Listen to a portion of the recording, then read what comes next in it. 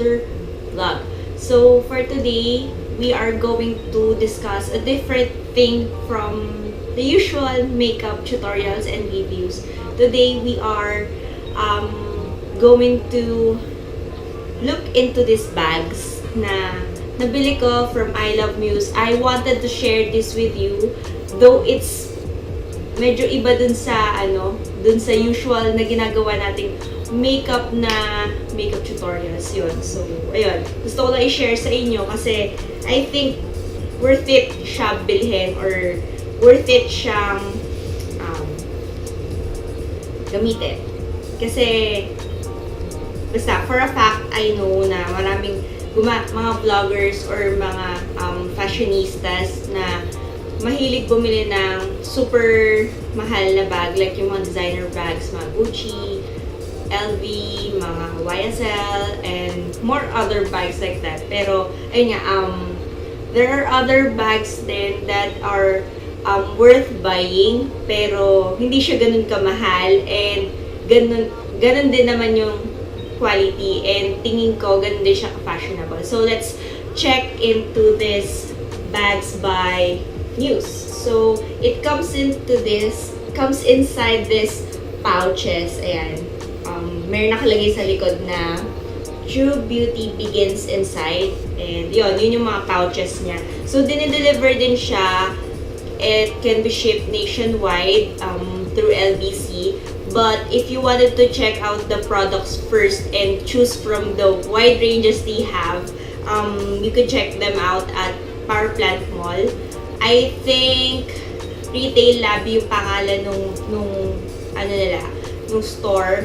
And ayun, they cater yung mga iba-ibang kulay ng mga bags na pwede nyo pagpilian. So ayun, let's get to it. Ito yung second bag. So, pakita ko muna sa inyo. This one's the Calvin. It's priced $3,999. Almost 4,000 na. So, ayan, leather siya, pero hindi siya yung super leather na could last for years. Pero ito naman, kahit parang synthetic leather siya. I don't know kung synthetic leather ang tawag dito. Ayun, bago pa siya, tinatanggal ko yung mga nakadikit na stickers, yung protection nila para hindi sila magka-scratches during the display or kapag ka siniship ng company. Yun. Nag-order ako online kasi hassle para sa akin pumunta ng Rockwell kasi ang traffic sa Manila, diba? Tapos nakatira ako dito sa Cabanatuan ng Isla. So, ang layo. Mas easy para sa akin bumili online. Binili ko to paid through PayPal. Ayun. So, mas madali yung transaction. Pag nakabayad ka ng right after lunch, basta just before 5 p.m., masiship na nila. Kailangan nila ma-confirm yung payment. So, it looks like this. Meron siyang top handle. Meron siya removable straps. Pero advice ko, ikabit nyo na lang kasi parang mas maganda siyang hawak. Mas maganda siyang naka-suot. Yan. So, ayan. Hindi siya masyadong mababa. Just right lang siya para pang OOTD. Ayan. Hindi din siya masyadong maraming nailalaman. You open it like this, you pinch it, and then it opens automatically. Ayan. So, ayan yung laman niya. Para siyang suitcase. Ayan. And it has one pocket. And, ayan, nilalagyan din nila siya ng jasmine scented na parang silicone gels para mabango yung bag. Pero I don't think it would last long. Kaya, yan. So, ayan. Suede yung yung lining niya. Kaya, I think pag ginamit nyo to, hindi kayo dapat maglagay ng pen or anything na tumatapon like liquid lipsticks. Dapat kung maglalagay kayo ng lipstick dito, dapat yung yung nakalagay siya sa case. Kasi tingin ko magmamantsa siya.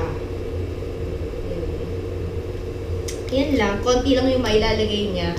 But the iPhone X fits just right. Ayan.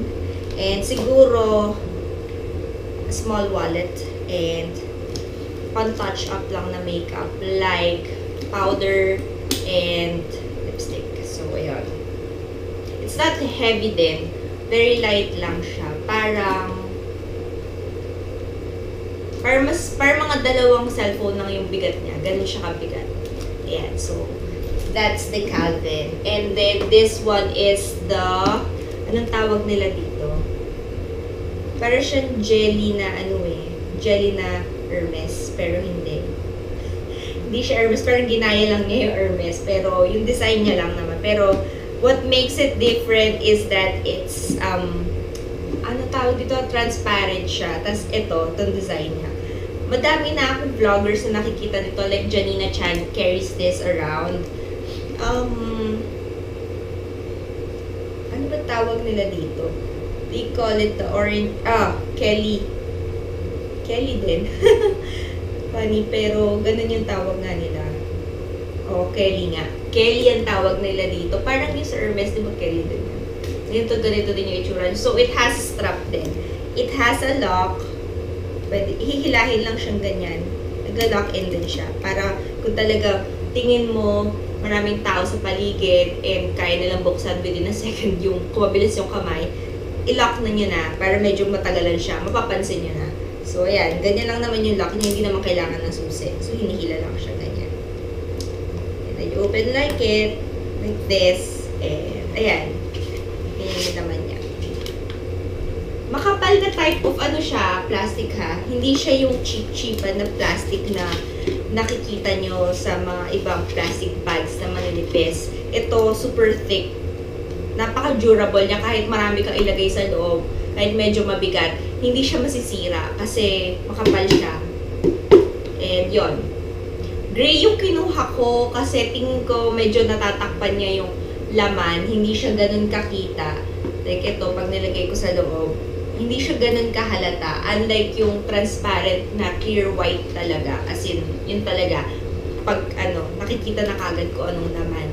And the good part of this is kapag nagpupunta ako ng malls, di ba usually binubuksan nila yung mo, tinutusok nila, gano'n. Sabi ko, huwag niyo na po buksan yung bag ko, tignan niyo na lang kasi nakikita naman din po yung laman. Yun. So, ayun. Na-enjoy ko to kasi wala, lang yan, napaka-trendy niya. Parang kahit saan siya, kahit jeans, shorts, lahat, parang sobrang casual na itsura niya. Tapos, alam mo yung parang medyo nagiging klase yung itsura mo. Lalo-lalo na pag ginamit mo tong Calvin. So, parang nag-shorts ka, nag-t-shirt ka, and then ginamit mo to, klase na kagad yung itsura mo. So, ayun. It doesn't have to be really expensive bag. Kung, depende na rin din talaga, siguro, pagka minatch mo na talaga yung clothes mo with a good design bag, tingin ko magmumukha ka na yung klase. It doesn't have to be really expensive like yung mga designer bags para malaman nila ang klase ng dating mo. So, ayun. Yun lang naman. This retails for, I think, 1,999. Ayun. I'm not sure. Check natin. Kasi meron silang website. It's the